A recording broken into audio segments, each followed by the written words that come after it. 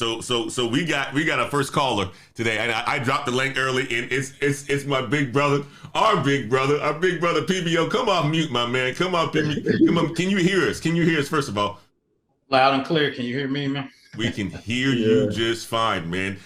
I wanted to bring you on this show today because I know you had some cynicism behind there, man. I was laughing the whole time. Tell me what your thoughts on this whole AI, job replacement, the pros, the cons. Give us your feedback. What do you got on the topic, my man?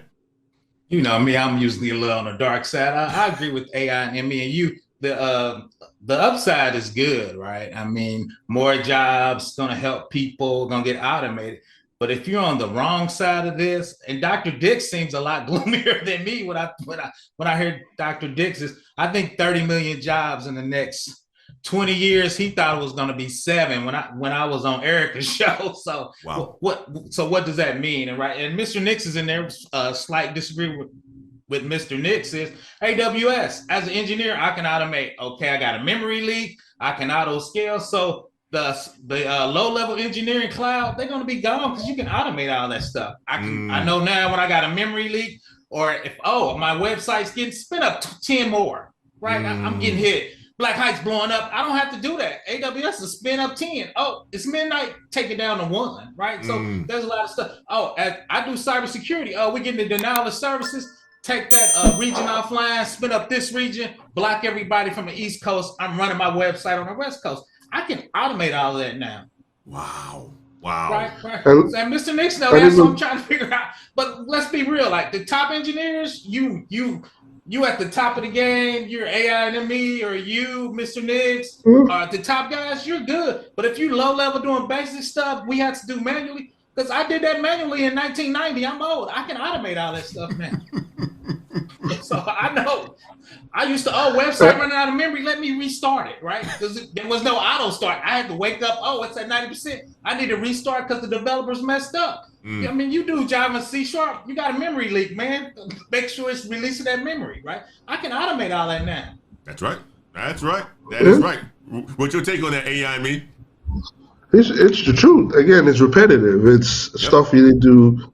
So it will get automated, low level. Again, some of the software engineers right now are still panicking. But again, if you're still using low level code, old code, you will get automated. So that's gonna happen. So low level code is gonna get fully automated. So, well, it's especially right now when outdated code, outdated software, all that will get automated. Well, and here's the piece of it too, brother AI and me, right? When it can produce code for you, like that is the piece of it that's very interesting, right? Because I just remember, having to ask people about code, and you can use Google and stuff like that to find code. But when you know what you want to do, and all you need to do is say, "Hey, write me a line of code that does this," right? It's going to automatically spit that out. So at one point in time, we were saying this. We were saying the developers, engineers, software engineers were the role to kind of go in. Now, are we saying that anymore? Or are we saying, hold on now, slow down, because we got something out here that's going to be more efficient, because this thing can write code a lot faster than a human can think of it, right?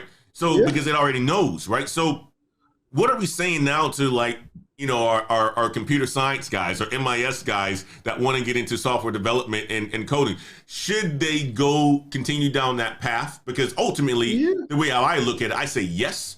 But I want to get you guys' take on this one as well, because you still need somebody who can think of what needs to be done. It needs to think, right? Because it needs to. We need to give it an input, right? And then it feeds us with an output, right? So do people still need to go down that field, or is it really going to be replaced? It's more. You need to be. There are a lot of software engineers. Again, the new technologies are still coming. We're not even talking of quantum computing in terms of application of AI. I started looking into it. In order to even apply AI into quantum computing, you have to develop a whole language on its own first. And that's part of software engineering. to create a whole language on its own to use quantum computing for AI. So again, it's software engineering is not going to change. It's going to advance, but you still need someone to write code. Yep. And again, ChatGPT is just a library that takes what's existing and then transform it. So Python is big now. In the next 3 years, another computer program might be big. Then software engineers need to learn how to write that, then put it into ChatGPT so they can spit it out. So it will change. It's like a revolving wheel. Software engineers write code, all that. They then build a library. ChatGPT then picks up the library and then says, okay, this is what this is. And then, so it's not going to change. It's going to be a revolving door. Somebody has to create those codes for ChatGPT to actually be utilized. And software engineers is always going to be there. They're always going to need to be writing code. They're always going to need to create something new. They're always going to have to create a new software. And then ChatGPT then picks up that software and see the patterns in it, and then starts recommending it on how to do certain things you want to do. It's a revolving door. You will always need software engineers, and you will always need people who know how to write code. So the goal is not to be afraid of ChatGPT. Just remember what it is. It's just a librarian that utilizes your database. And you, as a software engineer, are the individual that writes those books that the librarian has to look into. So that is what ChatGPT is. And software engineers and all that will still be needed now and forever. Good stuff. TBO, what's your take on that, my man? I can't hear AI and ME through my headset, but I'm good. My thing is, I think programming is foundational, right? So I think those skills you're going to need. And two is we've been trying to kill a programmer for 30 years, right? We had case tools, automation, scaffolding. So I think this is the next step. I still think you're going to need programmers. And two is they're unique things that programmers done that even ChatGPT hasn't even thought of, right? Facebook has so much data, they actually had to create their own database called Cassandra, right? So those are things I think you're still going to need to be in the future. Now, I think you're going to need less programmers, right? But I think that's still a foundational step, right? To be able to manage programmers and design programmers, a lot of times it's helped if you actually done it. You don't have to, but those are foundational skills that I use today, right? Even though I'm trying to become a cloud engineer, we just talk about automation. That's really programming, right? Doing scripts, right? So that those skills can be used in other jobs and in other ways. What's up, Ladder Climbers? This is Antoine Wade. I wanted to interrupt this video to talk to you guys about Course Careers. Course Careers is the place that you guys need to go if you have a high interest into tech sales. They will help you gain the skills that you need so that you can enter the tech sales world to make a whole bunch of money. Tech sales salaries early on is about $60,000, guys. That's a good salary. And with OTEs, you can make anywhere from $85,000 to $90,000. If you have an interest in tech sales, check out Course Careers, link in the description. And don't forget to use Antoine50 so that you can get a $50 discount off of Course Careers. See you guys in tech sales. Love it, love it, love it. So guys, if you are computer science, you are, software engineering, you are developers, stay the course. The experts are saying stay the course because ChatGPT isn't about replacing you. It's about making you more efficient. You still need those foundational skills in order for you to feed it inputs and get outputs to make your life a little bit better. It can help you as a software engineer, developer, or so forth, the right programs so that you can blow up as an entrepreneur and so forth and create, different systems for yourself. Now, there's no longer an excuse for you not knowing the code to create your own phone app, right? Because it's going to be able to do that for you. If you have an idea of what you want, it can help you get that going a lot faster. That's what the experts are saying right now and so forth. Guys, so I want to do this. I'm going to hit on another article. I'm going to summarize it real quick, and I want to get the experts' feedback, AI, me, PBO, while you guys on. So this is another article by Open about ChatGPT. Executives at OpenAI, the company behind ChatGPT, they admitted that they were surprised by the chatbot's popularity. The decision to release the chatbot for the public use was the last resort, they said, after the company encountered a lot of difficulties with the AI chatbot, such as beta testers not knowing what to ask it. And despite the initial challenges, ChatGPT amassed more than 1 million users in the first 5 days of its release. So this is faster than Facebook. This is faster than TikTok, this is faster than any other tool that's been released in the public. And according to the CEO of OpenAI, he's basically saying that he's warning of the dangers of artificial intelligence and the importance of AI safety and the alignment in its work. So, how quickly this thing has blown up, 1 million users in 5 days, right? That is absolutely astonishing. What's your guys' take on that? Are you seeing a lot of people use it? Are you seeing a lot of people take advantage of using it? I told you about what I do. Give me your thoughts there, guys. So OpenAI, this is not the first. ChatGPT isn't the first program it has problems with.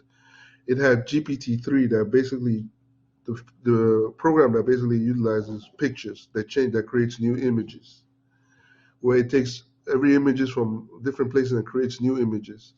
So this is not the first program it had, or GPT-3, and the goal of it was just to experiment how people would utilize AI itself. So it started with imagery, then it went into this natural language processing thing. So right now, AI again is still in that everybody's trying to figure out where it's going to be best used. So now we're in the testing phase. OpenAI had problems with investors and all that. It was this ChatGPT right now that basically opened the area of, okay, Microsoft is interested, Google is interested, and all that. But again, OpenAI has always been testing its AI capabilities in different regions, in different sectors. There's a lawsuit around ChatGPT right now in terms of its program basically competing in art competition, and now everybody's complaining that it's stealing people's arts and making their own, and they're not complaining. So OpenAI has always been involved in terms of AI and all that, but I think this ChatGPT now has a more broad use. Students, it's now it's not only being utilized in the professional manner; it's utilized in the academic, with students now be able to write papers that would take them 2 days, 3 days to write it in terms of 2 minutes. So it's now, because now they produce something that's now wide and broad. It's just not limited.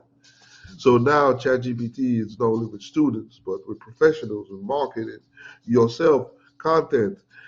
It's now a broad use case. So that made it so popular that everybody wants to invest in it. And that's what's going to happen right now. More and more AI programs. ChatGPT, remember, ChatGPT is not the first AI program. There were more AI programs that came before it. But ChatGPT just became so popular that it now is the AI program, because now everybody wants to use it. And it's not that complicated. So again, it's broad, everybody wants to use it, and now everybody wants to invest in it. And now they call it the Google killer. So it's now a broad use case scenario. And this is what's going to happen. More broad case scenarios will come in. More in fashion. There might be something that comes in fashion that'll help you dress yourself, give you nutrition advice, all that. There will be more and more stuff like ChatGPT coming out in different areas, in nutrition, in fashion. If I want to dress, like even in ChatGPT right now, I saw a content how ChatGPT compares with the best consultant in fashion. And they said it was as good as that guy who knew how to dress fashion. He gives you fashion advice. What color is good in spring, all that good stuff. Wow. So this is what it is. This is how it's going to be, and this is how it's going to continue. Good stuff. So PBO,